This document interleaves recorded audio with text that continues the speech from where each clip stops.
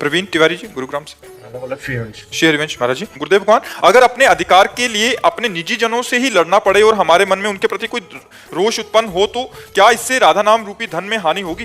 मेरा स्वभाव ऐसा है कि मैं किसी को कष्ट में नहीं। कई जगह ऐसा होता है कि रोष करना होता है स्वाभाविक, जैसे गुरु को शिष्य पर दोष दर्शन करते हुए उसको निर्दोष बनाने के लिए कड़ा स्वरूप प्रकट करना पड़ता है।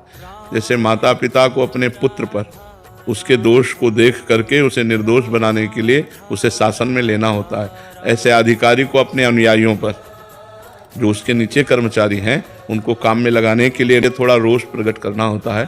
पर वो स्वांग माने अभिनय मात्र होना चाहिए, हृदय से क्रोधित नहीं होना चाहिए। थोड़ी देर के लिए अभिनय हुआ, अभिनय होना चाहिए, ना कि क्रोधित होना चाहिए। क्रोध का अभिनय और क्रोध में अंतर है। निजी जनों से महाराज जी, जैसे कोई जमीन संवाद हो गया या घर परिवार का, उसमें महाराज जी कैसे? हाँ, तो क्रोध का अभिनय करना होगा महाराज जी, लेकिन मैं उनका दिल भी नहीं दुखाना चाहता, मतलब मैं खोना नहीं चाहता हूँ छोटी सी जमीन के लिए या फिर किसी और भी। हाँ, तो छोड़ देना चाहिए, फिर उस विषय को ही छोड़ देना चाहिए कि आपको जो लेना है आप ले लीजिए और शांति से रहिए, आनंद से रहिए। पर कहीं कहीं ऐसा होता है कि अगर ज़्यादा छोड़ते चले जाओ तो आपको ज़्यादा परेशान कर सकते हैं। जैसे पांडवों ने कहा, यद्यपि एक छत्र राज्य मुझे मिलना चाहिए, क्योंकि शर्त थी 12 वर्ष का वनवास और 1 वर्ष का अज्ञातवास पूरा होने पर पूरा चक्रवर्ती सम्राट पद आपको दे दिया जाएगा, तो हमें पूरा राज्य मिलना चाहिए। लेकिन यदि आप नहीं देना चाहते हैं तो हम बिना युद्ध किए राजी हैं, आप आधा राज्य दे दीजिए।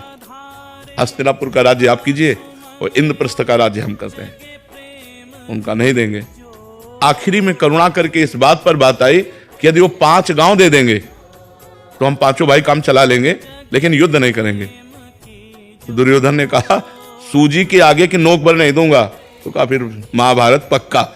तो भगवान संधि कराने गए थे, लेकिन भगवान की भी बात नहीं मानी। तो जब ऐसी जहां मूर्खता हो वहां फिर ज्यादा दया नहीं दिखानी चाहिए।